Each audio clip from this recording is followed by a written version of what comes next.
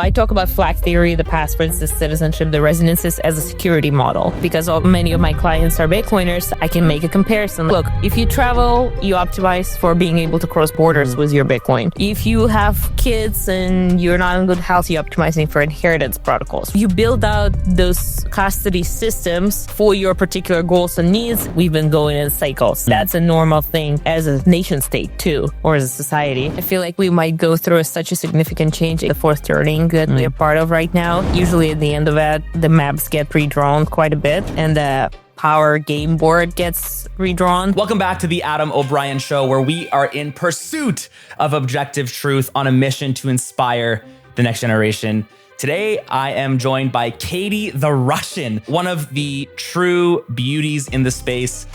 She has done amazing work talking about sovereignty as far as your nationality go. We dive into, as it won't surprise anyone to learn, spiritual beliefs and her Russian Orthodox upbringing into now orange pilling her church and realizing all the Bitcoiners that go to her church where she lives now in Austin, and a whole host of other topics. She's a brand new mom of 3, but just had a baby a few months ago. And so super pumped for this one. Please stick around to the end, and you definitely don't want to miss this one. So let's jump straight into it. You start Plan B, you sell to CitizenX, now still CMO at CitizenX. Here running the booth at BitBlock Boom. A 2-month-old, literally downstairs. Planning on homeschooling. Walk me through what an average, what is this? All the different compartments in your head. I run compartments in my head, at least anyways. The family, the golf, the entrepreneur, the dad, the husband, all of it. You've got way more compartments than I do, it seems like. How are you managing all this? A friend of mine with 8 kids said, bite more than you can chew and figure out how to chew it. Cool. And I feel like that's what it is. So it's my first time that I actually had maternity leave right before I was a business owner. So I mostly typed things. 2 days postpartum. Nobody knew that I'm on maternity leave. But this time I sold my business to CitizenX and they were like, Katie, take your time. And 2 months in, I was like, I don't think I can go back to work. Nothing works. I don't have time. I can barely get... at the business, you mean? Uh-huh. Okay.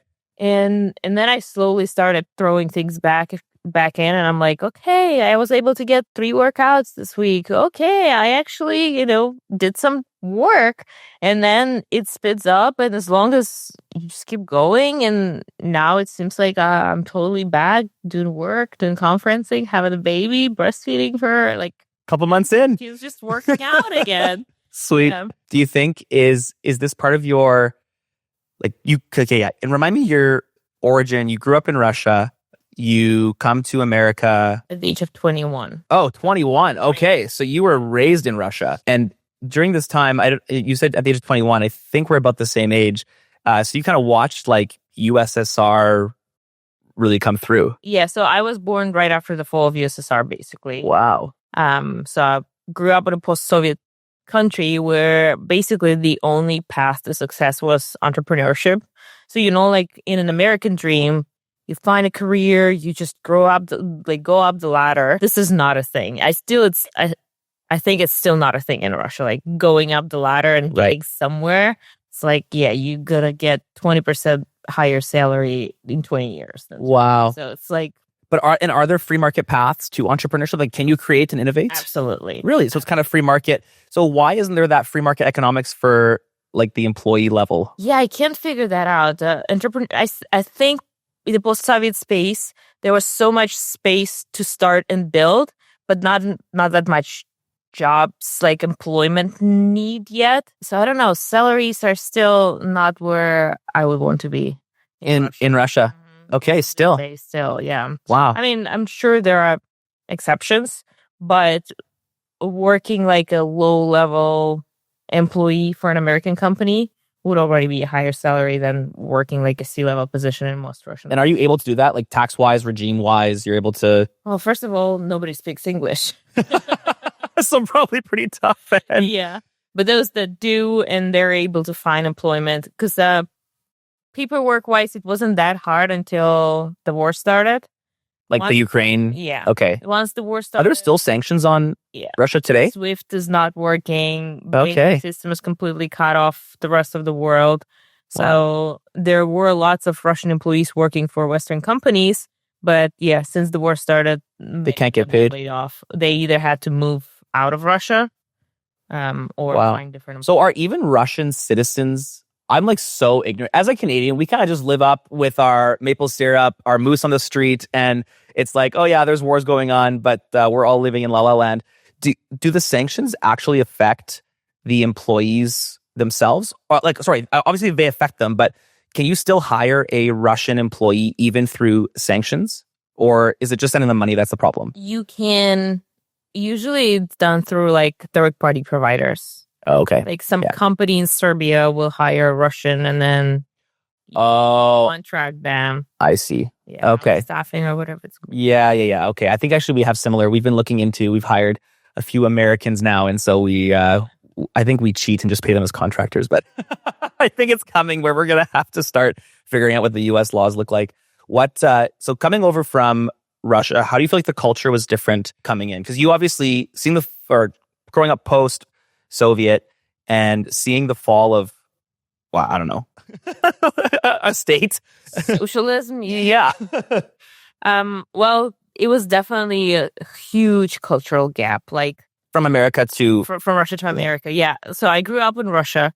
I did travel a lot because I was an athlete. So we would go to Spain, Italy a lot for like World Cups and Europe Cups. But I never really interacted with the culture of people outside of Russia. And I didn't speak the language until the age of 20. Oh, so you didn't learn English till you were 20, until you started planning to come over to America. Yeah, so 6 months before coming to the U.S., because I was considering going to school here. Okay. And I was transferring from my university to the U.S. That was the goal originally. So 6 months before coming here, I started learning the language. And then I got here, it was probably my fastest learning possible. I spent 6 to 8 hours a day specifically learning the language. Wow. And probably 3 hours a day watching whatever show in English. What did you watch? What was your go-to? Was it garbage sitcom, or were you learning? Yeah, okay. Garbage. So the Ellen show is something I was watching because those were different accents, different people every time. And I would just watch clips. Oh, so you're strategic in how you did it. Oh yeah, totally. But then I found Lost TV show, which I really got into, and I Lost. Did you like the ending? How I learned. Well, it's super weird, but doesn't matter. I learned the language. Then I was rewatching the shows that I already watched in Russian. So that would be Prison Break. Okay. Oh, I binged Prison Break about a year ago. So good. Really good. Easy to binge. Yeah. That was back when TV was weekly and they had cliffhangers every week. They relied on you actually having to tune in, not the Netflix rush you into the next episode after an episode. So we were fans of this show. My dad watched it probably 3 times. My sister did too. I watched it in Russian, then I watched it in English, and obviously I was always a huge fan of Mike, right? And recently, my sister's turning it on to rewatch, and my niece, her daughter, is like, "Wait, that's Katie's husband." I'm like, "What?" So apparently they look alike. Okay. According to my niece. I never met your husband, but that's really funny. Is this his sister or his family's side or your? No, my family. Okay, wow. Yeah, Mike's a boss. So but your husband's American? Yeah. Okay, so and this kind of is this what drove you to Flag 3 was finding moving your life over here? Well, not really. So at the age of 21, I come to the US, and my whole life, I absolutely love my family. We are super close with my parents, with my sister. So were you living that with them still at 21? You were still in school? No, I was studying in St. Petersburg. Okay. But before moving to the US, I came back for the summer, and we do everything together. We're a very strong family. And it was never a question to me if I was going to have a family. It was a given. And then I moved to America, and everybody's child free. And I'm like, wait a second. I never even thought of it. Am I child free? So for the first 6 months in the US, I was like, maybe I could not have kids just because I've never thought of it before. Quickly, I came to my senses. But yeah, at first I was just a single immigrant. I met my husband about 5.5 years ago. Okay. Yeah. And then on the first date, we basically talked through this is what we want from family. Did he initiate that, or did you? You seem like a strong-willed woman. We met at a Bitcoin meetup. Okay, nice. So the Bitcoiners when they get together, it's. I feel like it's the Bitcoiners and the Christians. I'm in a community group where I live now, and we've got a guy there, and he's like desperately wanting to have a wife and start his family and have kids, and he seems like a very intense dude. I can just imagine him being in the dating pool, and like you said, first date. And in Kelowna, where I live, it's quite a superficial. It's a very small, like, summer beach town, and so it's it's a bunch of plastic, like, people walking around, and very superficial, and everyone with their boats and all this stuff.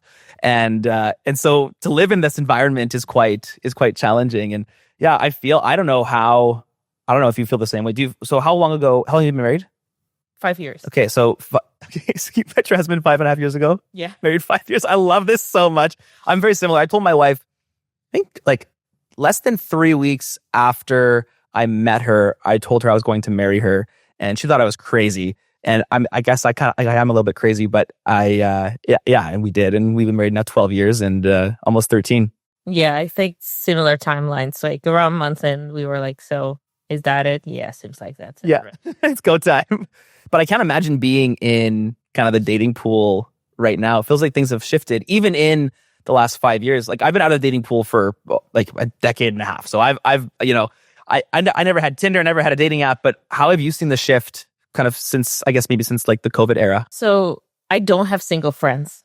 Okay, interesting. I have single sister-in-law, and that's my only entry. This is your husband's sister? Uh-huh. Okay.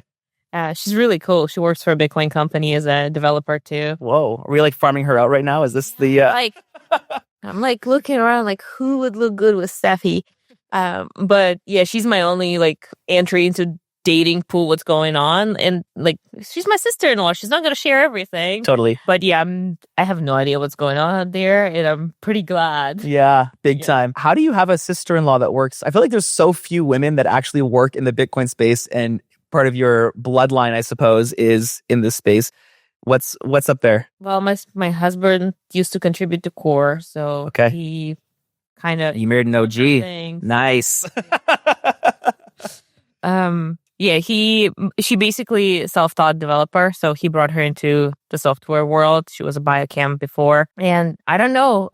One day she quit her job, and I was like, just tweet about it. Just tweet that you're looking for a job, and put your entire CV on Twitter, and it's gonna go. She does that. It goes viral, and she gets a Bitcoin company. That's kind of similar to you, actually, Halston, behind the camera. You had a similar kind of experience with the posting on Twitter. Twitter is an amazing networking place, especially for the Bitcoiners who are looking for, at work, I optimize. So through COVID, I went hyper, like, this is garbage, and I want to rebel. And I wanted to rebel in such a way that was going to be like not going to cause harm to myself or my family, but in a way that was going to like. And so we closed the office at first for about 2 weeks. I was like, oh, this feels really serious. Like, bodies in the streets are a big deal. We're gonna have zombies walking around. Like, I was one of the guys. Generator. I bought like 100 or like 1,000 liters of gas. I bought 4 guns, like enough ammo to look after the whole thing. And then I was like, where are the bodies? Like, how come I'm not driving over them? The morgues aren't full. Like, what's going on? I was like, oh, it's a scam. Of course it's a scam. And so after that, we like opened up the office, and I was very much like, we're working in office, and we didn't do the mask charade, but we were scaling up like crazy. This is when Bitcoin was going public. And so we're scaling up like crazy. People are like walking in for interviews, which they're already like super uncomfortable, like masked up. Like, I'm just ripping around like nothing's going on, because really nothing was going on. But I optimized for hiring in the postal code, because I think part of it was the in-person culture is very important, but I discounted how important the Bitcoiner culture was. And so we scaled up to like 80 people or something like this from 10. So it was through COVID, scaling up like crazy. And I completely lost hold of the culture because we didn't optimize for this Bitcoiner angle. We optimized for talent and postal code rather than, talent and core values. And I found myself week after week explaining why Bitcoin was important to the people working on we have there's like Bitcoin companies, like I wouldn't even call it like, Coinbase and like all these other ones, which they're fintech companies at best. And then there's Bitcoin Well, which is like this like non-custodial, Bitcoin platform. And there's 2 very different things, 2 very different missions. And having to explain why Bitcoin is important to the people working on this product, I found myself it was obviously very challenging. And so we scrapped that. We had to scale down during the bear market post 2021, the FTX crash. And then we end up hiring and optimizing for Bitcoin talent. And now the culture is alive, like getting together with a bunch of Bitcoiners, talking about Bitcoin.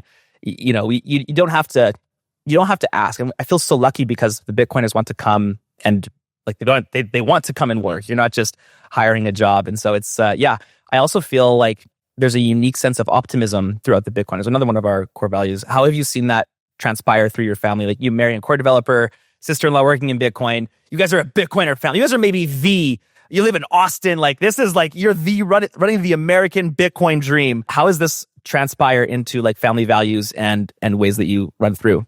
I feel like his family was on Bitcoin values before Bitcoin was a thing. Cool. So that was seen through right away. Like before I knew his sister, before I knew his family, like by small things, I would like, oh, they do this thing. That's pretty cool. What's one that stands out to you right now? Well, first of all, his mom hasn't drank alcohol in 30 years. Wow. My mom hasn't drank alcohol in 30 years. For which reason? What's the...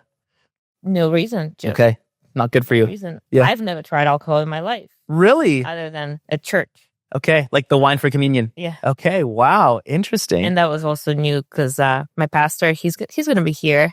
I asked him, like, I keep drinking grape juice. He's like, you shouldn't. Okay, talk to me about this. Because I also, at our church, I think we just dip it in the juice. And I always opt for the juice. And okay, my pastor always says there's wine and juice, choose according or heed your conscience. Or he says the same thing every single time. And I've never asked, but just on Easter, I kind of thought, okay, so talk to me about this. Why did your pastor say that? Basically, he says, Jesus said that's wine. Do you think the wine was the same in the Bible as it is today? Like, what are they buying? Copper Moon, like $8 bottle of wine, dump it in the communion cup and off they go. Is that the same as what, like, Jesus is crushing grapes and letting it sit there for 2 months? I mean, the technology is deflationary, so maybe they came up with a way doing good wine right now. And I don't know. All the wine I drank was at the communion. I had no idea what's good wine. Yeah, no, it feels like tastes like.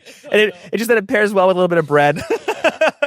Yeah, no, I just asked my pastor. You can ask him. He's going to be here as a Bitcoin. Yes, I will. He is the founder of Magnolia Foundation, which is he's teaching churches about Bitcoin. Okay, sweet. I think it was Magnolia, or maybe we chatted about Magnolia. Is he from Utah? He is in Utah right now. Team Fox. Okay, yeah. I talked to, what's your pastor's called? Team Fox. Team Fox. Yeah. He used to be the pastor at my church. He left to pursue Magnolia. Okay, sweet. Another funny thing. I walk into a church. We just moved to Austin. Yeah, so even your pastor is a Bitcoiner? Right? I just put this together. I walk into church and it's a Presbyterian church. I've never been to Presbyterian church. I don't know the rules. Like I still feel this imposter syndrome with churches. And I sit there at the last row and like it's a meet and greet time. And pastor just comes to me and I'm like, what did I do wrong? Was I supposed to cover my head like an Orthodox? I don't know. And he comes to me. He's like, are you Katie from Twitter? And I was like, what? No, absolutely not. So yeah, he's a Bitcoiner himself too. And then he followed you on Twitter. Yeah, he's like, did Paul bring you? And I'm like, Paul who? He's like, Paul's a Lightning developer. At your church? Okay, this is the most based church in all of America. We have lots of Bitcoiners at church. Like wow. Easter Sunday, I walk in and I'm like, okay, everybody's here. Like quite a few people from my church right now here at this conference, and we go to church together. I am blown away at hearing this. Yeah. Austin is pretty cool. Yeah, Austin sounds like a vibe. Maybe I'll have to come check out this Bitcoiner church. I want to talk about in a minute the overlap between Bitcoin and Jesus is just like I've completely transitioned one of my presentations to this concept that your Bitcoin journey just leads you to Jesus. That's kind of like that's the end finish line for I think all Bitcoiners on a long enough time scale. But before that, did you go to church in Russia? No. Oh, post-Soviet country. Right. Atheist. What is the religion in? Is it just atheism? Orthodox Christianity in Russia right now. But what about pre-fall of USSR? It's just like just the state. The state is God. Yeah, no. People were put in jail for being religious. Like that was a thing during communism. Yeah. So my grandpa is like still absolutely strongly atheistic. Oh, interesting. That is too. Wow. So at the age of 12, Even 25, 30 years post, and so they have the freedom to explore now, to explore Christianity, but they're just the ideas were beat into them as a child, and basically, okay. my dad is still like, well, this is a scam. Wow. My mom is like, I know there's something, but I'm so uneducated on religion. I don't even know where to start. Are they both back in Russia? Yeah. Okay. Well, they spent quite a bit of time in El Salvador these days, and I'm hoping that they will move there. At the age of 12, I'm like, let me look into church. And I discover... Such a curious thing to do as a 12-year-old. I know. I discovered a Sunday school from a Protestant church. Protestant religion doesn't exist in Russia. How did I stumble upon this particular church with Sunday school? Well, anyway, I started going there. Wow. So I was going there mostly for like, okay, it seems interesting. Let me learn more. And your parents were cool? Like they had to drive you and drop you off? And yes. Okay. So every Sunday, my dad would be like, what are you doing? Go play with the fairy tale kids. But it's like, you're not going to tell your child, oh, it's bad, don't go to church. Like, it's not something you, how do you say it? You put me on a house arrest. Right. People. Yeah. You ground them. Yeah. Grounding. Yeah. Ground me for going to church. Right. Imagine. Not the worst thing your daughter could do, right? So he would still drop me off, but every Sunday would be like a talk. So I touched things there, was singing in choir because I liked singing, but still it never really computed for me. Like I knew the stories, I learned some stories. It didn't, like I still feel so uneducated on religion, to be fair. But back then, I was already like, I don't know anything. I'm still sitting here trying to put pieces together, and there's no an adult next to me, explaining things to me at home. So, but at the age of 20, I really felt the call, and I got baptized into at the Orthodox Church. In Russia? In Russia. Wow. My birthday. Because in Orthodox, you can only get baptized on certain days that are your name days. Okay. And like, this is your name days. What it is. My name day was on my 20th birthday. And it was the only weekend I was in my hometown. What is a name day? What is the... It's like, there are different saints in Orthodox. So there's Saint Ekaterina, and that's my name. So you can only get baptized on that. Oh, wow. Okay. Interesting. Yeah, and it fell onto my birthday, and I was like, this is special. This is what it is. Yeah. So I got baptized. I asked my aunt to be my godmother. My dad didn't come, but I didn't really ask. Right. So yeah, at the age of 20, I got baptized. I still went on a big search after that, and now I'm going to my husband's church, which is Presbyterian church. But yeah, I'm committed. I will feel comfortable in my religion one day. Comfortable in a way that I have enough knowledge. Like in Bitcoin, right. You can be the pro. Buying Bitcoin and be very uncomfortable with that. You have the conviction, but you still, like, every transaction is like fingers burning. Yeah. So fingers burning. That's such a good way to put it. Comfortable at church, but still, I have ways to go. One more similarity between the Bitcoin journey and the Jesus journey. Okay, for that, I have a thing. I learned the English language through Bitcoin. I became an adult through Bitcoin. Like, I moved here at the age of 20 without fully realizing what my life is going to be like. Totally. It's going to be my passion. And then everything from there exploded through Bitcoin. My family, my career, like everything. So everything in life I see through a Bitcoin metaphor these days. Like when I talk about sovereignty and anarchy, I talk about it as it's a Bitcoin network. Like, sometimes we'll talk about family values again through Bitcoin things. And my husband's like, Katie, not everything has to be a Bitcoin metaphor. I'm like, but that's how I understand things. That's how things make sense. That was the first thing that made total sense in my life. So if I can just put pieces on it again, it works. Yeah, it's kind of this objective truth thing. I do a similar thing, and I am terrible. I always bring things annoyingly to like a first perspective, and it always comes back to Bitcoin and Jesus are the two ways. And I had very similar, I think, experience and stories, not really diving into kind of the objectivity of the Bible until probably the last year or two. It's funny, it's actually a non-Christian that gave me the encouragement to read the Bible in a different way, which is super cool. We were talking about just a whole bunch of different like conspiracies and the age of the earth and like all this stuff. And then he was like, "Well, you're a Christian, don't you know what it says in the Bible?" And I was like, "No, I guess not. Like, maybe I should read more about it.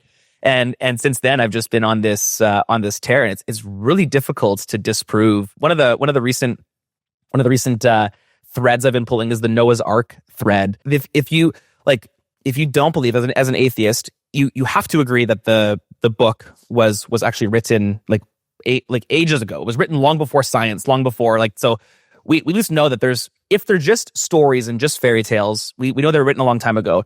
But if you read the measurements that are described in the book for Noah's Ark, you can actually 3D print that now, and it's perfect. The boat can't capsize. The boat's massive. I think also in Austin somewhere, there's a museum where you can actually go and see a complete replica of the size and the pitch and the dimensions of that. And then even further, it actually resembles the Fibonacci formula. The way that the measurements are described in the Bible resemble, not quite perfectly, but really, really close to the Fibonacci formula, which we know today with all of our modern science and human excellence and all this stuff, we know today to be a perfect formula. Like they actually call it the God formula, I think. And so it's really fascinating when you read this stuff, and it's like, oh wow, it's very tough to disprove the Bible. I joined women Bible study at my church.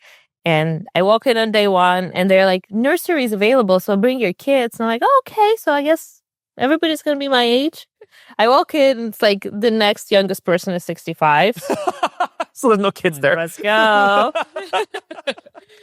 But they really appreciated my perspective because we talk about something, and I'm like, that's Austrian economics. Let's go. The Bible is full of Austrian economics. And here I am explaining to them the scarcity, the supply. And they're like, oh, that's interesting. Of Bitcoin? I really appreciate it. Yeah. Amazing. So you're orange pilling all the seniors at church at your Bible study. Oh. Fantastic. So how do you go to church now? It's a Presbyterian church. I am terrible with the denominations. I don't actually align with. Talk to me about how do you define Presbyterian, and then the difference between the Orthodox that you grew up in. Well, see. Okay, you're not sure. No, I can tell you a few things. Well, the visible thing that you will see right away is we have Orthodox has completely different calendar from Catholic. So our Easter is this Sunday. Well, our Easter, see. Okay. I guess how do you? Maybe I'll ask you after, but I'm still not there. You're not sure. So I know that I still feel Orthodox because I associate myself with Russia a lot. This is what I got baptized in. But I do feel like I already spent so much more time at Presbyterian Church. And I actually find Presbyterian Church the most libertarian kind of in terms of people, especially. Like everybody's a Bitcoiner. See, everybody was anti-COVID and all these things. But in Orthodox, we are celebrating Easter this Sunday.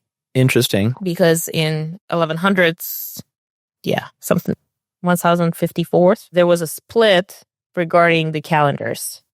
And we went with there was a fork. Come on.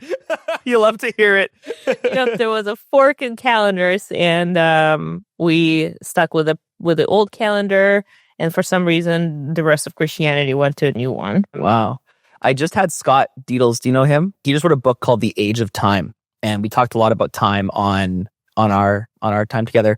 And his theory is that time has been slowly becoming more and more centralized, coming back to more so on the minute, but I think it would also apply on the years and months. And more, have you looked into the ancient world, the 13 months, and how the world makes a lot more sense on a 13-month regime, 4 weeks, perfect weeks. The month starts on Monday, starts on Sunday, ends on Saturday. It's also biblical. You look at even the back of a turtle shell and how there's 13 pieces there, and how things just kind of naturally work better on this. And yet here we are with this janky 12-month plus a random day every 4 years. Well, Americans measure things by foot, and the American measuring system doesn't make any sense to anyone.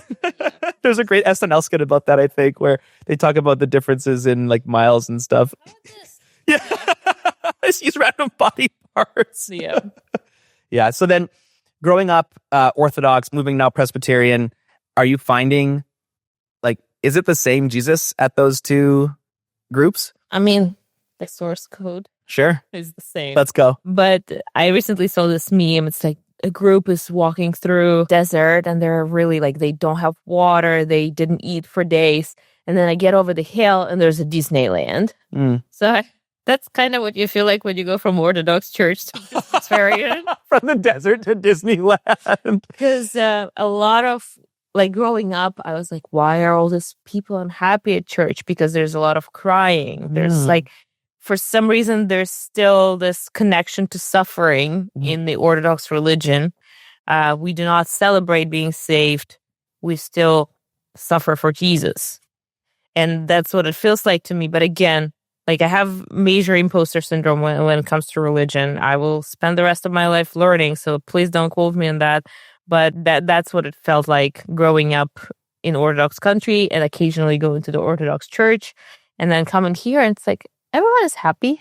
Sundays are celebrated. Yeah. We sing. Right. Because if you go to Orthodox church, it sounds like the kind of traditional psalms. Okay. Not the Judaism psalms necessarily. They don't sound the same, but they do sound like a lot of crying and right, like lamenting. Yeah. Which that's an interesting tension that I feel like the Bible does hold that interesting tension of, if you read, I'm deeply interested right now specifically in how should church look. I think the institutionalization of the church is atrocious. And I think that lots of churches just launder money. There's a bunch of centralization that causes corruption, and all the mega church scandals that are going on. I'm not surprised. And so I was talking to a buddy who's Catholic, and he was like, oh, well, the Catholic was the first church. And I was like, oh, that's an interesting thought. And then I was thinking about it. I was like, well, actually, I think the book of Acts describes the first church. So I read, which is like the book of Acts being like the one, right? It's kind of the book right after Jesus dies,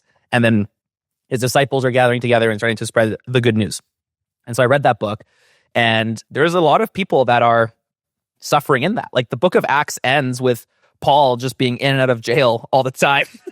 and him being like, yep, I'm here. If I'm in jail today, I'm worshiping the Lord. And if I'm preaching to the synagogues and I'm worshiping the Lord, you have Peter, and this doesn't say this in the Bible, but in the Gospel of Peter, like a sub-book, it actually says that he was crucified for his beliefs, but he was crucified upside down because he didn't feel worthy to be crucified or to be killed the same way as Jesus, which is like, yeah, I know. So it's like, okay, there's some suffering here that comes along with it. But then at the same time, you see Jesus being baptized, and it is celebratory. And like, you see the book of Acts, the people getting together, celebrating, the Jesus saving them and the crucifixion and all this stuff. And so I feel like if you never think about the suffering, it's probably like, read the book of Acts. It's just like, these guys are in and out of jail. They're in persecution. Jesus even says you will be persecuted. But then if you're never happy, it's also like, you think God just built you to not be happy, and you think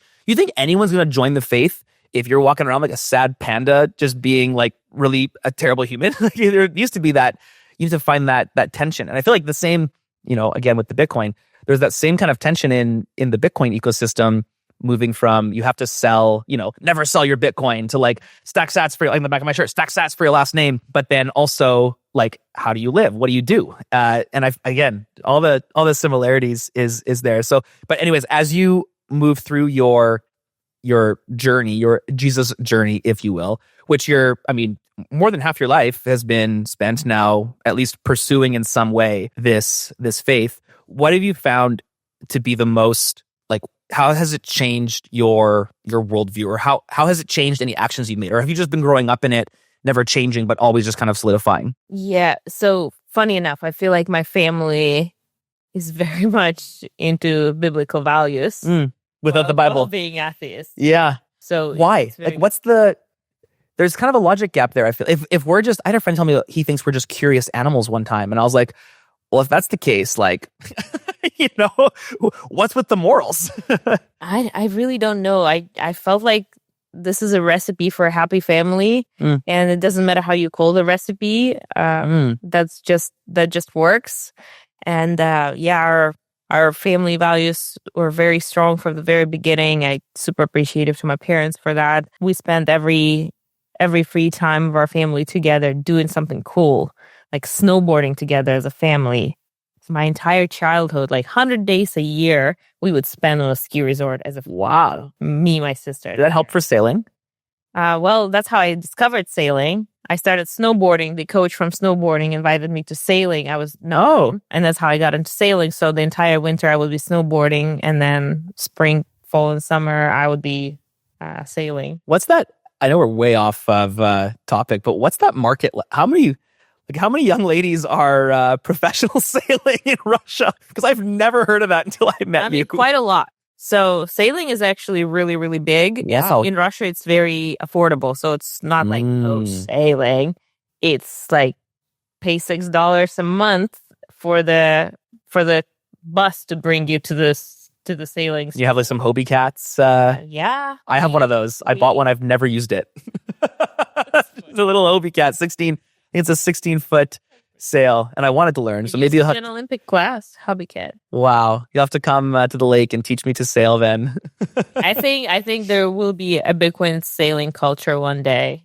Whoa, big enough. Maybe you'll pioneer it. Yeah. It'll be in Austin probably. But yeah, I started sailing at the age of 9, and of course that's actually feeds into like sovereignty and independence. At the age of 11, I got into national team, and I started traveling with a national team. So at the age of 11, I would spend 4 months outside of my parents' house.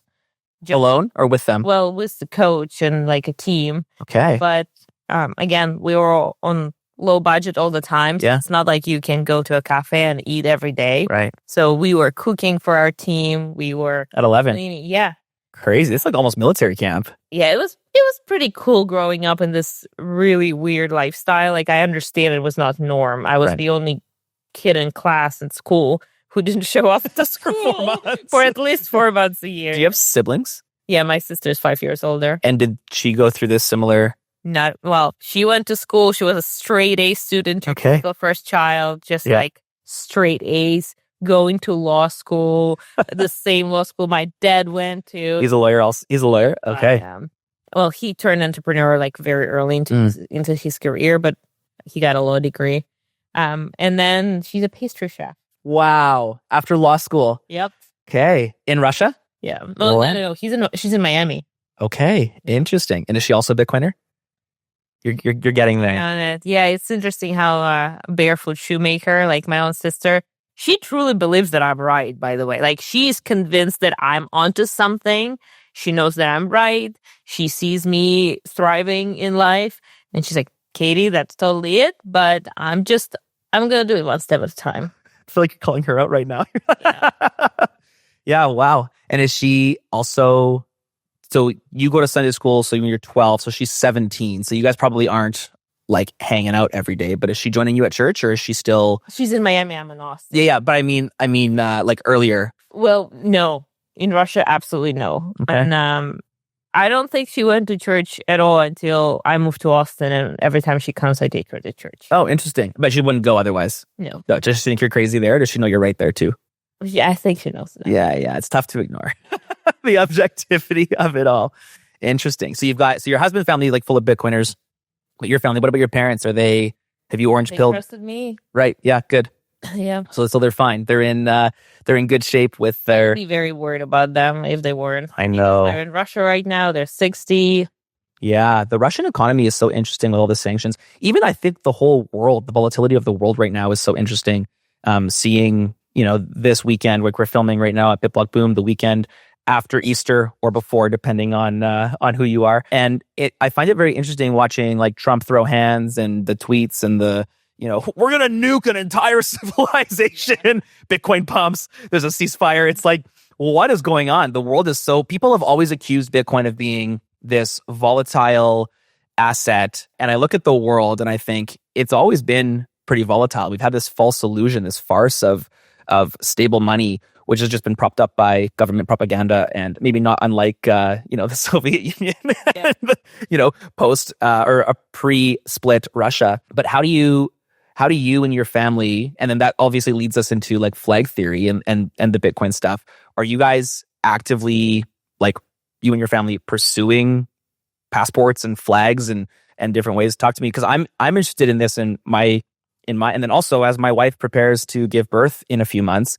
I'm like, should we even get a birth certificate? Like, do we just completely take this kid out of the system? And then my wife, of course, with the logic is like, well, how would it travel? How would we like move together? And you realize you don't live in a free system. Like you are completely beholden. And I've got people telling me about how the birth certificate, there's some treaty in Canada and some chart of rights and like all this stuff and the taxes. And I don't have the time to research it, nor do I feel like I can. I'd love to. You research it, somebody shows up on your doorstep. Yeah, literally.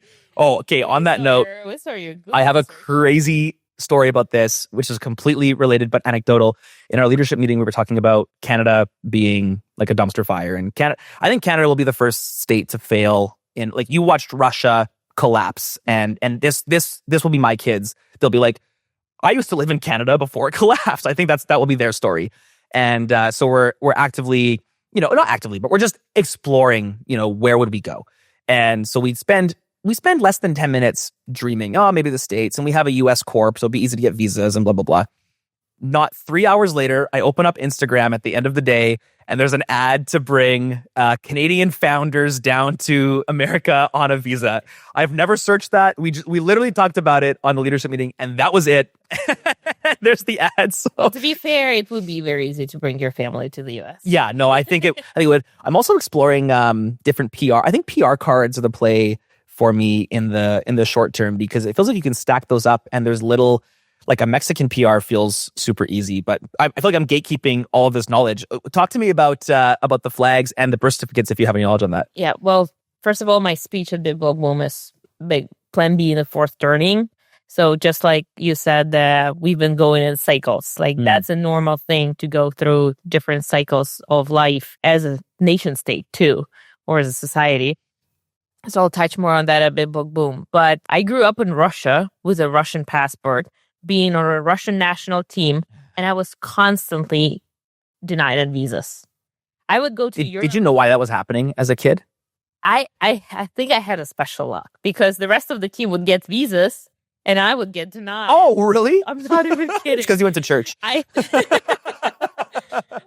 think, it was my way. I always bring up the Slumdog Millionaire movie. Yeah. His experiences led him to knowing the answer there. Well, me being constantly denied in visas made me the passport chick. This is what brought me here. I was multiple times denied in Schengen visas. In the US visa, I was denied once. Oh. I came back 3 weeks later. I was like, that was a mistake. I paid for language school. Let me in. Wow. And so what would happen when you got visa denied? Like you turn around at the airport? Yeah. Well, you apply like 3 weeks, 4 weeks before your trip. You apply for a visa. And you have to have hotel paid, tickets paid, everything. So you have to buy the refund insurance. Well, yeah. Oh, it's a scam. I knew it was a scam. It's all for the insurance money. Yep. So that's how I always knew that different papers have different values. Crazy. Somebody with the same passport book, like a similar one, just in different color, can cross those invisible lines, but I can't. Yeah. So it was already on the back of my mind growing up, just living through these experiences. And then again, I lived through 2 hyperinflations by the age of 20. That's crazy. My experiences brought me to be a Bitcoiner, brought me to be into this flag theory. So we grew up with that. I'm not the only Russian who thinks it's important. My parents totally see the value of residencies and citizenship.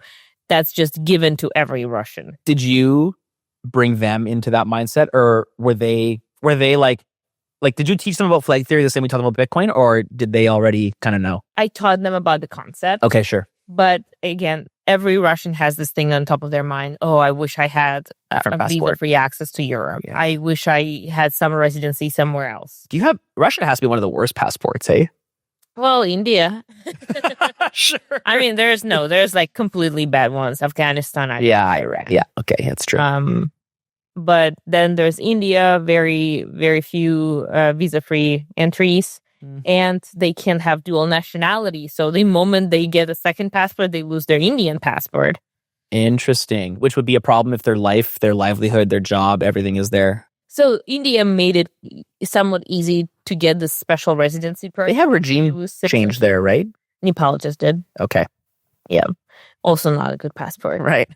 But yeah, everybody in those countries, they just want a residency somewhere else. They want easier access for travel. Like my parents, if any Russian has to go to El Salvador, the easiest path would be Turkey, U.S., El Salvador. That's the easy path. I think I got a bet on Canada. They can't really do that. Because they can't get to the U.S. Visa, yeah. So they have to fly to like UAE to Panama sometimes, or like Turkey to Panama and then El Salvador. So yeah, it's hard to find tickets in for these trips. That's crazy. And even just entering for a flight doesn't make it happen. Transit, no, America doesn't have transit visa. Okay. Man, America is just so... Do you think, what is your take on America's supremacy? You know, this year, 250 years, I think, is it no nation has ever withstood 250 years? Is that do you know that stat? Like historically? I feel like there's some, do you guys know, withstood in what way? Like as a like power grab? Yeah, as a like no, I don't think there's been a nation that has held power for more than 250 years, and I think America's fair play. But did Russia have like world dominance? Like how we did definitely. Yeah. My world geography just needs work. That's where I need to go. No, there were definitely. But do you think like centuries? Is this nation, will it look the same in 50 years or is it going to look different, do you think? Who knows? At this point, I feel like we might go through such a significant change. Again, the fourth turning that we're part of right now. Usually at the end of it, the maps get redrawn quite a bit. Yeah. And the power game board gets redrawn. I feel like America's definitely still going to be on the board, just solid resources there. But we'll see how the rest looks like. Yeah. What do you think? What does the board revolve around, do you think? I mean, sometimes I truly think it's just a mental power play. Right. Like, El Salvador is a tiny country. And somehow they got themselves on the board over the last 5 years. Yeah. I mean, Bitcoin. They don't have resources. They just got this confidence. And then they stacked upon this confidence. And a good dictator. I feel like you can't do that in a democracy. None of his tactics work in a democracy. You know, human rights and like all the cries of the democratic liberals are outraged with El Salvador, but the results are undeniable. And I feel like isn't that the story though of the world is, I mean, even the biblical story, I'll walk you through some ancient history. Do you know that in the Bible, first God's original intent was no rulers, and they had no rulers for a period of time. And then they want a ruler. They're asking God for a king. And then God's literally, like, if you read the book of Kings, you can literally see them. God's like, no, like, kings will get corrupt. You don't want to be led by a man. Like, you know, we've got a pretty good system here. I've given you the rules. There is a group of decentralized people set to uphold the rules. Why do you want someone in the middle of this? And then he's like, fine, we'll give you a king. And then he puts in like King Saul. King Saul's great. He's an awesome dictator. And then he falls to greed and corruption and ends up getting possessed by a devil and a demon, and then like turns the whole nation into turmoil. And I feel like El Salvador is kind of looking this way. We've got this heroic dictator doing all the right things. And I'm just waiting for the crash. And maybe it comes in 15 years. Maybe the nation looks different and he pulled him out. But yeah, it feels like we're on a rat race on a treadmill. So I just watched the TV show King David. Oh, on Prime? Yeah. So good. So good. Yeah. But literally by the end of the show, all I was thinking about Solis on a long enough horizon, everybody is a scammer. 100%. And I was like, yep, that's exactly the story of kings. So yeah, we'll see what happens. But I work a lot with El Salvador, like for the passport stuff. And I was like, yeah, he's totally calling all shots. And then I walked with immigration departments and we were trying to like redraw some policies. And I was like, man, there's still so many checks and balances. Interesting. Like, I kind of wish sometimes he would just be calling the shots. But still, I compare El Salvador as like moving on a startup. Okay. And the rest of the world is a corporate. Yeah. It's like he's still, like, the CEO of a startup still has quite a bit of power. Right. But sometimes has to negotiate with other team members. Yeah. So that's what's happening. But that's why startups move fast. Yeah. They're able to call shots, try things. In the corporate, get this 17 layers approval, and 4 years later, or different president again. Yeah. Well, I feel like too, there's this, the flatter an organization, the less gets done, obviously. And governments are inherently just like super flat, without any clear leader in charge or anyone, even a clear mission. Like I feel like that was a big thing also with Bitcoin was, shifting our mission to be focused and dialed in, and governments just don't have that. But I feel like, to his credit, Bukele has come in with a pretty clear mandate and a pretty clear mission to dictate his way through into, would you say El Salvador is sovereign at this point? Sovereign as a small nation can be. Okay. Yeah. And they're, a small nation, but I guess they have no resources. They have water, they have some tourism, but coffee. They have good coffee. Let's go. But they don't have there's no power there. I guess they have the volcanoes. Yeah. They've got the volcano power. Talking about it, and hydropower they also talk about. So we'll see if that happens. But they got themselves a good name. They got themselves a good mission going. The people are full of hope, which is pretty amazing. It does feel like a nation on the rise. Yeah. Yeah, when I walk through El Salvador, you can feel the optimism in the air. You walk through downtown, any big city in Canada, you walk through, and I'm not sure what it's like here, but the few times whenever I go to the States, I usually go to Disneyland, and that's kind of it. So I'm a little bit sheltered, but walking through down big cities in Canada, it's atrocious. Yeah. It's everyone feels broke and hopeless. And, I've only been to El Salvador a couple times, but you walk through there and it's like, people are smiling. People feel like the nation is being rebuilt. Mm-hmm. Does it take a moral collapse for nations to feel that way? Or is there, what, for Canada especially, what is the happy path out of this? Is it just accelerate to death and then rebuild? Or is there some kind of fixing? For Canada, I don't know the answer. For El Salvador, I think people are just so happy to have their bases covered. The pyramid, Maslow pyramid of needs. Okay. You guys the eating? Triangle of needs, whatever it's called. Yes, thank you. Oh, wow. I didn't know that. So the base level is basically food and safety. Right. They didn't have it. Right. For the last 30 years. Mm-hmm. Safety was not a thing there. And just suddenly have that fixed and realize that, wait a second, I have so much more to life than just hiding in my house. Wow. Hoping that I have enough food tomorrow. And they're celebrating. The kids are back to school. Kids weren't going to school because that was too scary. That's crazy. The boys wouldn't come back from their 6th grade because they would be, hired to a gang. Isn't it funny that we are celebrating kids getting to go back to school, and then you and I both are like, screw that school system. And what's the difference though? There is a fundamental, it's a different world. It is a completely different world. How do you talk to your clients and how do you talk to your people about this? Well, so I talk about flag theory, the passports, the citizenship, the residences as a security model. And again, because many of my clients are Bitcoiners, I can make a comparison. Look, if you travel, you optimize for being able to cross borders with your Bitcoin.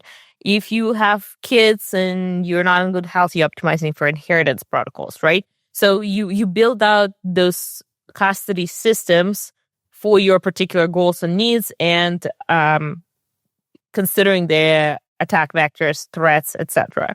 So you do the same with flag theory. So you're Canadian, you're thinking, okay, well, what's my biggest threat? Well, I'm running a Bitcoin company in a country that goes socialist. Yeah. So my family in particular can be targeted by nation-state agencies. Canada itself go in full socialist, and you just not feeling comfortable raising your family there. That's more of a directional issue, and for that you just would have to actually relocate. So for the first scenario I mentioned, you just need the second passport to be able to leave, to be able to have this second set of identity when they cancel your Canadian citizenship, when they revoke it, when you're deemed unfit to be unworthy to be a citizen, when they want to arrest you but you're running. Right. Okay.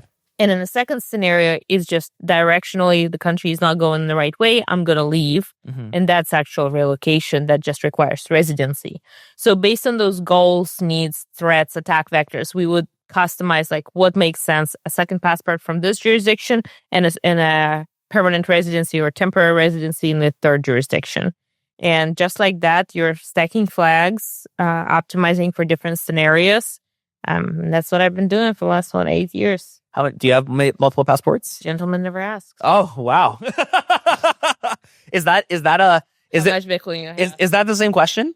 Like which passports do you have? Like that feels like a very different. I feel like for me is because Okay, like for doxing and whatever else, but like for a random person on the street, like would you feel comfortable? Not you, but like someone who's not, people ask me how much Bitcoin do you have all the time, and I have a similar response, and it's like But then because I think too, it's very uncommon to talk about how much money you have, but and very I don't know, societally correct, but citizenship feels somewhat less personal to an extent. Maybe a little less. I think for public Bitcoiners, it shouldn't be less. Like we should still be somewhat private about it. I mean, you don't get in trouble for not telling things. So Sure. And we're sitting here on a podcast sharing our entire life. I know. I see some of these Bitcoiners. We do our best not to share our kids' faces online, and part of me. But then I bring them to, like, my kids are always at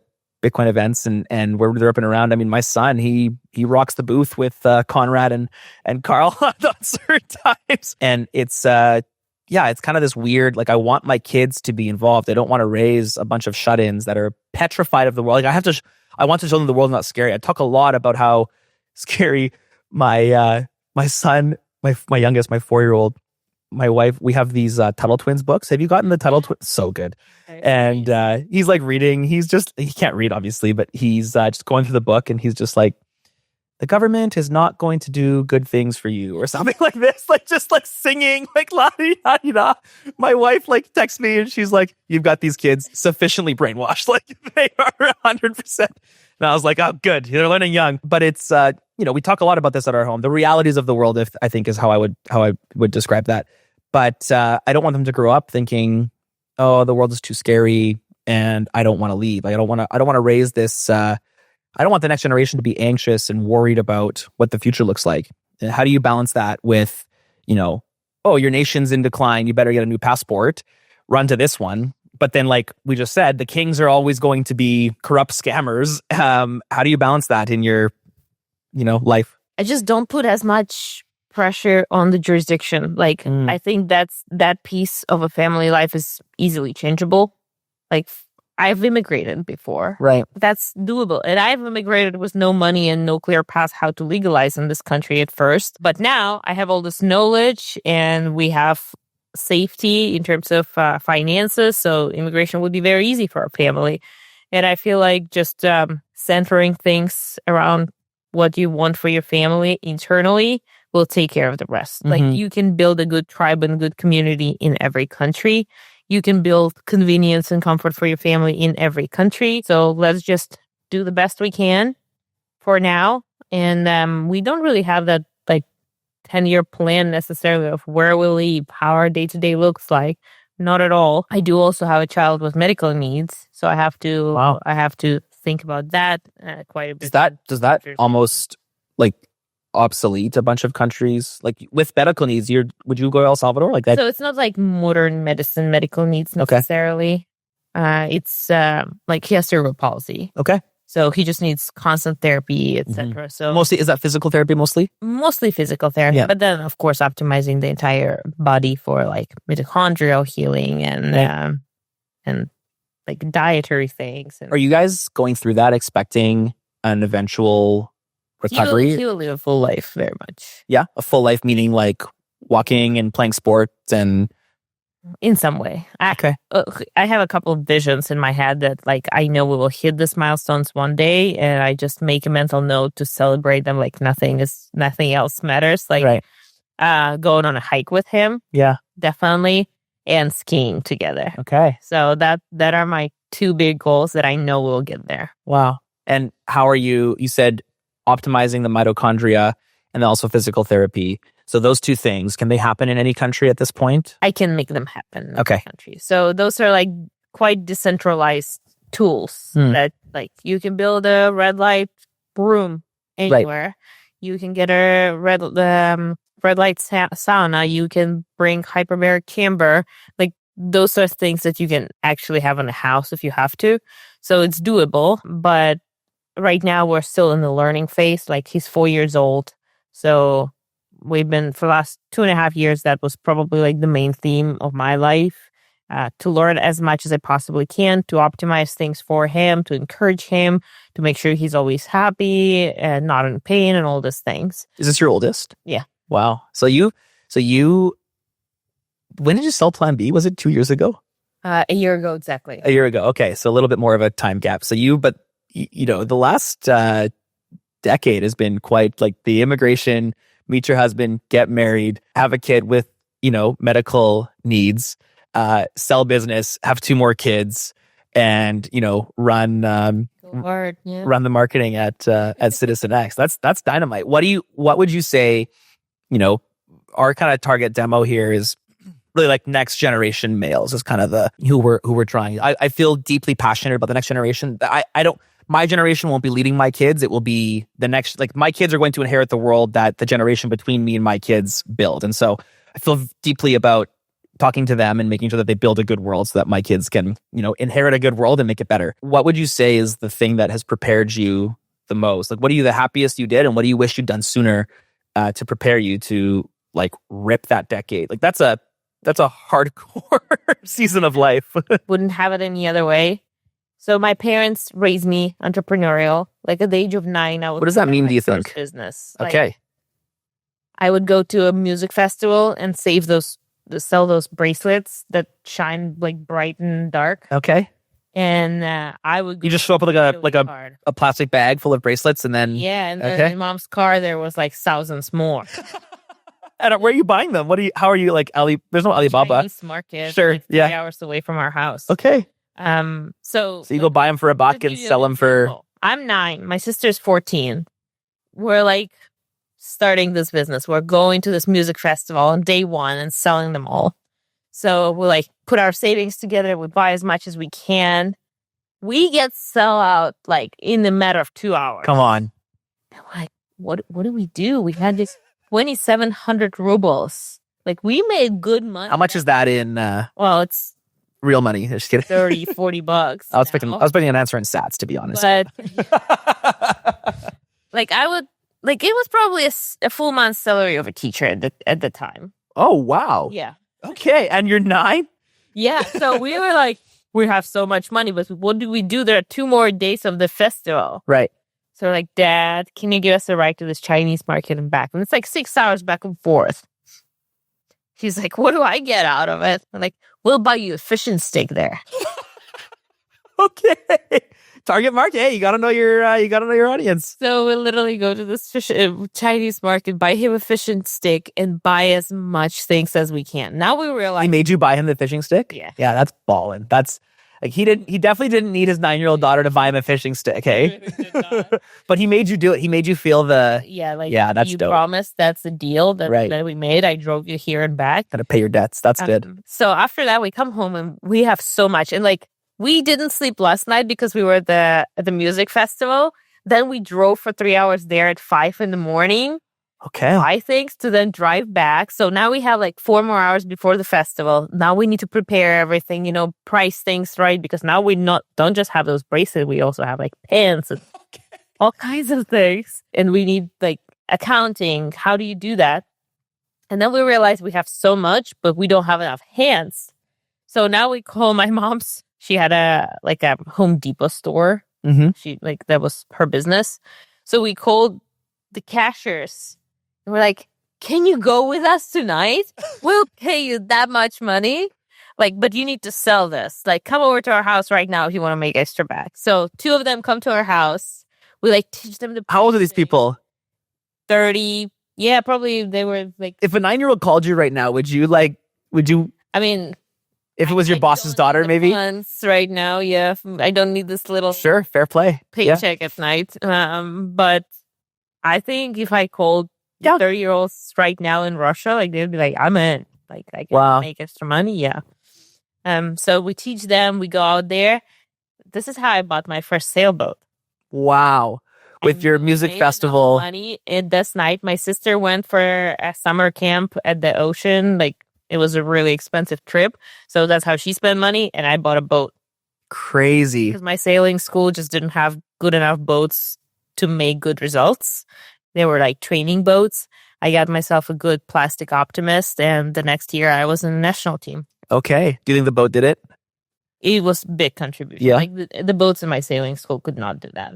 So why, and I don't know what your parents' economic status is or was, but like, maybe I'm soft, but like I bought my son 3 sets of golf clubs over the last 4 years, right? Like, even just this year, he got like a new set, and it's like whatever, all this fitting and all this, like, it's crazy. How are you raising your kids? Like, hearing that you had to buy your own sailboat as you're pursuing like what I would call a pretty legitimate sport in a legitimate way. Your parents obviously paying for the lessons and the travel and all this stuff. Were they like, you have to buy your own boat, the school has enough? Or were they like, we just can't afford it? Or how does that come up? I'm sure eventually they would buy me that boat. Okay. But me having the funds kind of prioritized. Burning a hole in your pocket, Like, so to speak? That's clearly like, okay, we can't say no to that. Like, if she thinks it's time to buy boats for better results and she has the funds. Yeah, what are you going to say? Yeah. Go ahead, girl. But yeah, I would say we were growing up not in a well-off, but in a very comfortable family. Okay. Especially for a small town in Russia, we were very comfortable. Like, we had snowboards. That was like, who can afford a snowboard? That was kind of crazy. And in terms of my traveling, like, the state paid for most of it. Oh, wow. Interesting. Because you were on the national team. Yeah. Is that why? Okay. Yeah. So you didn't have to fundraise or do any of the... Wow. I mean, right now with my like more life experience, I probably would, because we were still very limited in resources. And I feel like I would easily be at the Olympics if we had more funds, but we didn't. Okay. Would that be something you'd want to do? Maybe. Yeah. I just signed up for a national championship. Oh, really? Okay. Breaking news. Katie the Russian, the sailor. My husband is like, is it your way of crushing out? Like postpartum? Is it what you do? Would you sail with the Russian flag?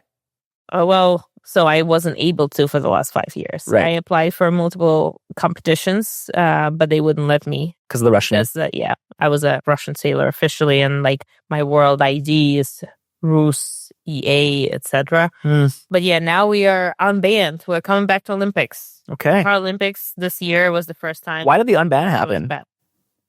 Oh. I don't know. Yeah. Suddenly we're back. But the war is... Nothing changed. Okay, yeah. I guess it's just we are not the only one at war anymore, so we can't ban Israel it's like, there is, so let's not ban Russia. Well, I guess there's a little bit of logic there, but yeah, okay, interesting. So you're no longer banned, so you're gonna I'll compete. Like I'll come back and I'll see how it works out with, running a business, being a medical mom, homeschooling. Yeah. And also an Olympic athlete. What is a pro? It's speed. It's got to be speed. Like you're running a course.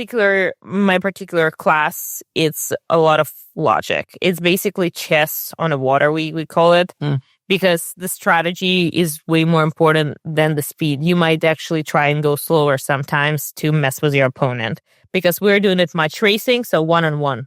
Oh, cool. So you don't have to go beyond 10 people. You have to just be ahead of this person 1 centimeter and you're good. And you just do it 1-on-1 with every single person. So it's a lot of rules involved. So you're trying to make this person take a penalty. Oh. So you're forcing them to get in a position where they're wrong and you can penalize them. Okay. So it's a lot of strategy. And like the first time I ran this particular class of boats, this particular match racing thing, I was like, this is it. This is what I always wanted. Fleet racing is cool. That's when 100 people go in a straight line kind of thing. Yeah. I always loved that. But when I tried match racing, I was like, this is exactly what I like. Is it in a straight line or is it... No, you go around the course. Oh, there's a course. Okay, cool. Like a start and a finish line. Yeah. Kind of like F1, but one-on-one. Yep. Oh, interesting. Well, I'm not going to sit here and say that I'm going to watch any match. But if you are racing, I will proudly cheer for Team Russia. I don't know if Canada has a sailing team. I will see. If you end up... You guys are strong. Oh, yeah? Yeah. Okay. Good. The Canadian farm boys, they know how to do it. What are the best... So as someone Canadian and I should be careful about what I say, but I am actively pursuing a second passport right now because of some birthrights that I have. I mean, my last name will probably give it away, but where are the best nations to be like actually pursuing? And is it passport or is because from what I'm reading and understanding, PR is actually the play. In some ways, PR will get you. PR is basically a bug out home, right? Right. So this is you will be able to come to this country, live there full time, do whatever you want. And eventually you will get naturalized. You will become a citizen if you live there long enough. Like for Mexico, first 3 years, you just have to show up every year. The last 2 years, you have to actually spend 180 days a year in the country. As a PR? Naturalist. Oh, wow. Okay. In order to get passport. Right. But why would you want, like the passport comes with, it looks like a tax liability and you can vote. Like those are the two benefits of passport? What about crossing borders? You can't cross borders on a PR. Oh, well, Canadian passport, I feel like is probably going to be fine for crossing borders. If we're considering, is it possible that they will target you specifically and your passport is going to not get you out of Canada, not get you across borders? Will Canada get involved in a geopolitical conflict and all male citizens between 18 and 60 can't leave the country like they are in Ukraine right now? Because they want to go fight because they're drafting? Yep. Wow. 18 to 60? I thought I'm like in my mid 30s. I thought I was kind of in the clear for this draft. I was working with my kids, but that's wild. Well, you're kind of in the clear because usually father of 3+ doesnn't get drafted. One more. Okay, you gotta have kids. There you go. Yeah. Crazy. So what's the play? The very first thing we do is let's look into your and your wife's lineage. Are there any Polish, Czech, Slovak ancestors? French? Let's look into that and see if we can just claim your grandparents' citizenship. French like France? Yeah. Oh, interesting. Okay. So let's just look into your lineage, see if you're eligible for any European citizenship. After that, we start running scenarios. Okay, what are the most plausible threats, attack vectors? Is it a passport or is it residency that you need? If it's a passport, are we trying to get a strong passport or we just want a passport shared among all family members just so you can cross borders when your Canadian passport gets revoked, when Canada gets into geopolitical conflict, when the country falls, like all things like that? Well, if we just want a plain B passport that is cheap, quick and easy, let's get $100,000 African passport for the entire family. African. Specifically São Tomé and Príncipe. It's a Portuguese-speaking island off of west coast of Africa. Huh. Is that where you're sending lots of clients right now? Clients with strong passports, like strong original passports, like Americans and Canadians really like this option because they have a second set of documents. It costs them $100,000 for the entire family. Like 6, I got 6, almost 7. For you, it's going to be like 120 maybe. Okay. Like, so 120 USD, just pay to play kind of thing. Is this like the Trump card? They got the $1 million... Pretty similar, but the paperwork is still quite a bit. So there will be like solid due diligence, source of funds, proof of funds, police clearance certificates, etc. Like every immigration involves that. So it's still that, but you accelerate the timeline from like 6 years in Mexico to 6 months with São Tomé. Interesting. And why would, like, as someone who's Canadian, most, maybe Canadian American, you mentioned that European, is there a European passport that we can get via lineage? That's because most people are from Europe, or is it, okay, because Europe, the EU passport doesn't seem particularly, like, I think Europe is on the same verge of collapse as Canada and the EU. I actually think Canada... All countries, but some. Yeah. But the EU as a whole, like, Brexit kind of is the canary in the coal mine, I think, and the EU is going to be, like, my kids won't grow up in an EU I think world. I gave it 9 years. We were running predictions in the industry. Okay. And I think I said 2034 is the fall of EU. So okay. What do you think? What's the prophecy here? What does that look like? Feels right. Like with everything I'm seeing with their citizenship law, their immigration, their socialist agenda, I think 10 years is a little too optimistic. So 9 it is. Fair play. And so what does the EU become? Does it get assumed? Does Trump get a third term and just go nuts? Yeah, I feel like it's just going to be the fall of the EU as a union. There will be new institutions that will come out of it. So I feel like we know that Germany and France and Italy are carrying a lot of other European countries that don't carry their weight. Mm-hmm. So they will probably drop them. And we talk about Pribaltica, which is Latvia, Lithuania, Estonia. They hate Russia. Wow. They used to be USSR. Right. So, even 40 years later, they still hate Russia. When you say they, is it the propaganda in the school? Like, how does a citizen, Very strong. how does a 20-year-old who's 40 years removed from USSR grow up hating Russia because of something that happened half a century ago? Grandparents talk at dinner. Sure, yeah, just propaganda, just like natural propaganda. Yeah, instead of an active government trying to say you hate the propaganda that I give to my kids, which is government's going to harm you. Like it takes 2 generations to kind of clear up the certain propaganda. I feel like so, and by generations I mean actually like family lines, right? So 30 years apart or so. Yeah, and they hate Russia, but after the fall of EU, I feel like there will be some really hard feelings between some of the EU countries. New institutions will show up. Yeah, like institutions in terms of few nation states organizing for maybe better military, better trade, but it will be different. Yeah. Are you watching the Alberta, the split kind of thing? It's really interesting time right now. Same kind of thing. It's like Alberta's carrying most of the weight for Canada. And now there's this, and we're sitting in the room with a Quebecer who's been trying to do this for 20 years, but has been unsuccessful. What do you feel like the likelihood is? Like, I'm an Alberta citizen. That's where my my primary residence is. And as someone who's in Alberta, I hear both sides of this, and I can't get over how the two sides are just. It's like they're reading from different books. It's like they're reading from. This is exactly the definition of the fourth turning. Like. The parties are so far apart they can't hear each other. Yeah. Like this is the definition of the nation state or civilization in crisis. And that's how strongly we see like so many things you mentioned today are part of my big boom speech of like recognizing where we stand and what's next. So yeah, the next step is the high. So that's great. Right. After the crisis comes the high. Yeah, we are. It's like the strong men make weak times make, or whatever the strong men weak time cycle. Yeah, well, this one is a 4 cycle, and it's a high, unraveling, awakening, unraveling, and a crisis. So we are in a crisis right now. We are getting to the culmination of all that. You think we're already in crisis? Oh, to me, it feels like a wake. So what did you say? It says a high. So think of American 1950s. Okay. Pre-1971.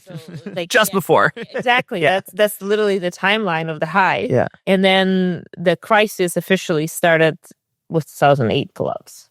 Okay. So we're kind of like a 60-year cycle. Yeah. So you'd mark 1950 as the high. High. Yeah. And usually takes like 80 to 100 years to come back to the high. So then 71 being the unraveling. And then the awakening being like 90s. Right. Like, or like the, maybe 9/11 kind of like era. And then crisis is 08. And then now we're building back to high, you would say. Okay. Interesting. And does this work on the macro and the micro? Like, does that work in Alberta? Or does the US geopolitical just affect everyone so broadly that it kind of just is throughout the whole world? The Western world definitely on this timeline. And then I would say Russia is currently being squeezed to get out of the fourth turning earlier than others. Out of the fourth turning, meaning exiting the crisis and into the high. High earlier than others. Like, basically, if you're forced to hit the bottom earlier, you will recover earlier. Accelerate! And, Max Kaiser always says El Salvador is the first country out of the fourth turning because they did hit the bottom earlier than others. True. They were on the US dollar standard for last, 30 years because their currency collapsed. But they don't have access to the money printer, so they were like they hit rock bottom, like we are. Yeah. But why didn't that work in like Venezuela? Venezuela hit crisis even before 08, I would say. Like there might be somebody else involved. Okay, just socialism and governments. No, I think like other governments also suppressing some countries. Oh, like you think like the oil? You figure it's like the Saudi. That's definitely a big play always. Yeah. Energy is always a big play. Yeah. So yeah, El Salvador might be the first country out of all of that. Man, the perfect storm, hey? Yeah, well, yeah, big time. And interesting that they have enough resources to maybe be sustainable, but not so many that they're an attractive target like Venezuela and that's one thing that I worry about for Alberta. Like as Alberta, pursues separation, there's a chance that while we're in this transition period before, I can't imagine we'd split before there's official deal with the US. Like I imagine the end result here is, assuming it goes through, we get some kind of U.S. military protection, and then and even port access. Sounds like Russia, Ukraine. Right? Yes, it does. It sounds very similar. Hopefully, without the war, though. Yeah. But I, there's a chance that our independence gets lost in that military protection changeover, regime change, if you will. And Alberta is we have more oil then I think we're number 2 in the world. Like, we have so much oil. The fact, I can't remember, were we in Dubai together? Were you in Abu Dhabi this year? Oh, I feel like I remember it was the golf tournament last year. But being in Abu Dhabi and seeing the level of wealth that is there and prosperity that exists there, and then going back to downtown Edmonton, and seeing just the sheer level of poverty, and knowing that under the surface, Alberta has more energy wealth is it's sickening. Like, it makes my blood boil. That level of disparity, but we're very attractive for foreign governments to start coming in and maybe taking a piece of the pie. What do you think Alberta has to do to protect itself there? Have strong hands. I know, because the free market is at play in this point, right? Yeah. Totally. If they want to come in and buy off your land and you sell, then it's gonna play out this way. So it's kind of principle, and not being in a position to have to sell. Sell, like, you mean as a country? Like, to foreign investors, because it doesn't come like, oh, I'm a foreign government, I'm gonna come and buy you. It's just foreign investment funds come in and start chipping in. Do you think they do that on behalf of the state, or do you think they're doing that just as a free market? Just naturally, like half of Toronto owned by Chinese investors. Totally. And Vancouver. Yeah. Yeah. And so do you think, though, they naturally just want piece of it because they think, like, the individual citizens, the individual citizens want, of course, the Canadian real estate, and then I mean, the PPC owns the citizens, you figure, and so the PPC has the ability to just come in and take that. But the citizens see it as their hedge. Yeah. For them, it's like a potential exit strategy. Oh, I see. Okay. Yeah. So the state may be able to get some of these resources if the citizens make mistakes and open themselves up for the scrubs. I see. So, wow. So the level of vetting required on foreign citizens is actually quite important then. Yeah. Interesting. I want to wrap here right away, but I want to ask something, one last thing maybe. As you've gone through accomplishing so much, what is one thing that's kind of changed your mind through the last little bit? It seems like you've been maybe on a consistent path for the last 20 years of your life. Grew up in church, slowly getting closer to the truth. No, I'm just kidding about the... But then, like, Bitcoiner from day one, flag theory, you're kind of on this maybe up trajectory. Is there anything where you've drastically shifted your mindset or thoughts? I mean, I've been humbled not once with motherhood. It's like there are many things that ended up being much easier in motherhood. Like, I always thought, well, people are struggling keeping their kids on a good diet. Maybe it's hard. Like, I'll try my best. Right. That's not hard. Yeah, you realize it's just habits. It's like, they have nothing else to eat. You mean the Fruit Loops don't just fall into their mouths? So that's been actually much easier. But like the medical system, right? I was so into holistic things, and then I'm having this life-altering event with a child with medical needs. And it's like, well, Katie, here are your principles. Right. Gone. Go schedule the 17 appointments with doctors. Yeah. Oh, by the way, your insurance is kind of helpful. Yeah. Totally. All the stuff that we poo-poo as Bitcoiners is all of a sudden like, oh, thank goodness it's here. Yeah. I had a similar experience. I actually have, we vaccinated our first 2 kids, not knowing really all the COVID, really opened all that. And one of my kids is vaccine injured. She was dramatically, vaccine injured, almost lost her whole intestine, the whole bit. And so simultaneously, which, I'm thankful as our second kid and that we were able to do some research and understand kind of what the danger, and then COVID just completely flipped the switch on that. I think anyone that's not investigating that is just ignorant at this point. But the medical system, it's somehow created this great problem with lies, but then also simultaneously fixed the issue. And I was so upset and so thankful all in the same breath. And it is, you're right. It's just humbling. How has that, so you have this with your first kid. How has that changed with your second and third? Maybe not have like this crazy expectations on your kid. Sure. Like try your best. But like he was 4 months old. I was researching ice hockey rings.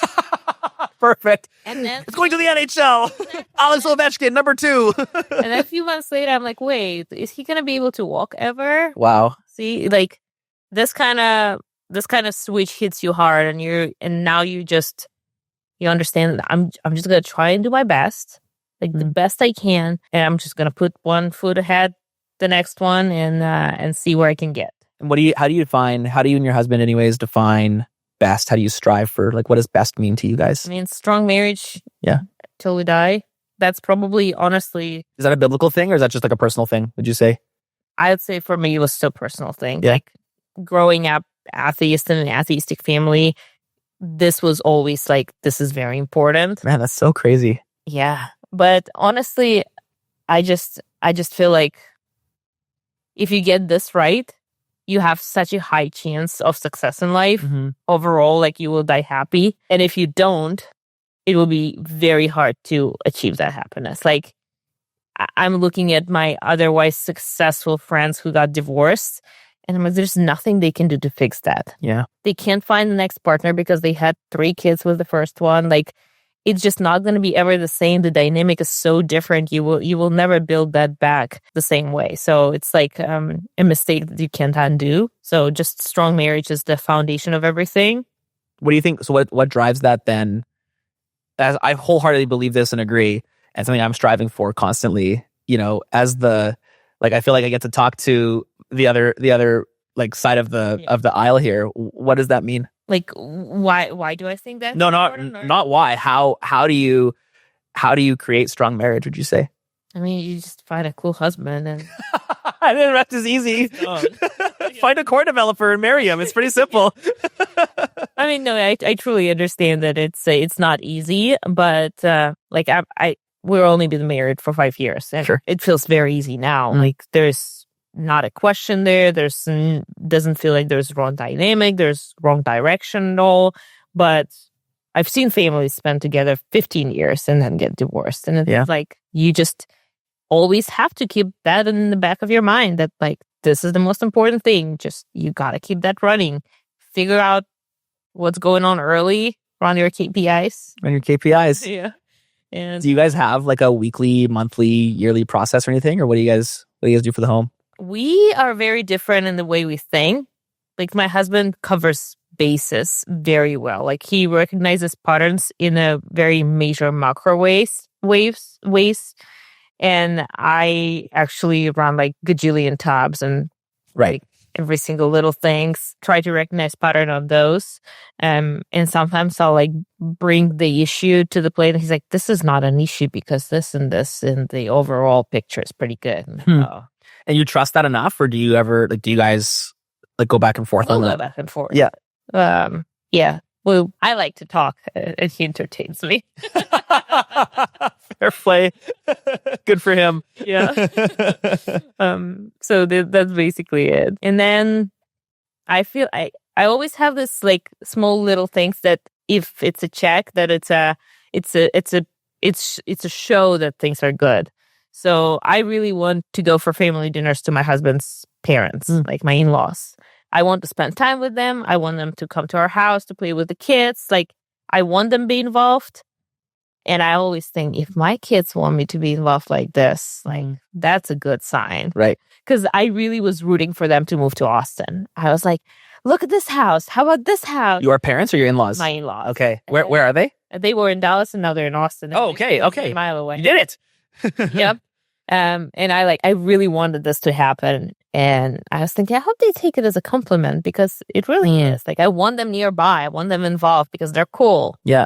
Yeah. So I want my kids to like potentially want me to live in the same town as they do. Once they get married and start having kids. And like, I want to be involved. And if that's the case, then we probably did good. what are you going to do? Like, I mean, look at your parents living literally halfway across the world. Like, can you guys even talk on the phone? All the time. Yeah, but like the time zone is... Well, every morning and every night I can talk to them. Oh, okay. Is that the difference? 12 hours? Is it kind of... Okay. 11. Okay. But recently Russia's been shutting down Telegram, Facebook. Oh, really? WhatsApp. From the war, or what's the reason? I don't know. There's like not mobile internet in Moscow anymore because like they're afraid that we're being, audited by the rest of the world all the time. Crazy. So even Starlink, like telecom. Starlink doesn't work in Russia. They didn't cover Russia yet. Oh, really? So it's been literally scary to Man, decentralized tech being centralized just sucks, hey? Like satellites should be pretty borderless. Yeah, true. Like sure. Pretty big. Yeah. I think it might have worked, but officially they didn't launch service in Russia yet. But yeah, it's been like a little scary too. At what point am I cut out from communication with my parents? Like right now. And what are they doing there? All the time. Like, they're in their 60s. Exactly. Their grandkids are here. It sounds like both their kids are here. Like their parents are there. Okay. Yeah, my grandpa is alive and well, thankfully. So where does that line cross for... You'd want to follow your, yeah. Well, so they used to come to the U.S. for like 3-5 months a year to hang out with us. Okay. But then the war started. Their visas got denied like 4 times now. Wow. So that's why my husband and I, we meet them in different countries. Go to El Salvador or whatever. Europe, El Salvador, yeah. We just, we spend like a month together every year somewhere else. Crazy. Yeah, it's... the family dynamic, the more that I'm talking to more people, I'm so thankful. Like this show gives me the opportunity to sit down. Like we would have never had this conversation, I don't think, if it wasn't on camera. Unfortunately, because it's I find it so interesting. But having the ability to look into the way the world works and the way that different people who, like, I think our values are probably really close, really similar. We probably align on many different things. And yet our families and our struggles and our challenges are so different. Yeah, it's just so cool. The world is such an interesting spot. So probably a good spot to wrap. Thank you so much. Any final last words before we shut her down? No, do the best you can. You'll get humbled, but it's still worth the fight. And life is beautiful. There you go. Okay. Thanks, Katie. Yeah, thank you. Thanks for watching the conversation with Katie. As you can tell, it was a few months ago was when we were in Texas for BitBlock Boom. Truly, I never know where these conversations are going to go, and I'm always so surprised at where we end up. I filmed a host of other episodes in Fort Worth when I was there, and so definitely stick around, subscribe to the channel if you aren't already, and check them out. If those of you that don't know, my name is Adam O'Brien. I'm the founder and CEO of Bitcoin Well. We are on a mission to enable independence, mission to enable independence. We do that by making it easy to buy and sell real Bitcoin directly to your personal Bitcoin wallet. We do that by making it easy to buy and sell real Bitcoin directly with your personal Bitcoin wallet. This is real Bitcoin on the blockchain where you own and control it. It's called self-custody. If any of that interests you, please go to bitcoinwell.com. Above all else, though, I am a follower of Jesus. I am a husband to my beautiful wife who has given me 4 and almost 5 amazing kids. If any of that interests you, please subscribe. Let's keep pursuing objective truth together.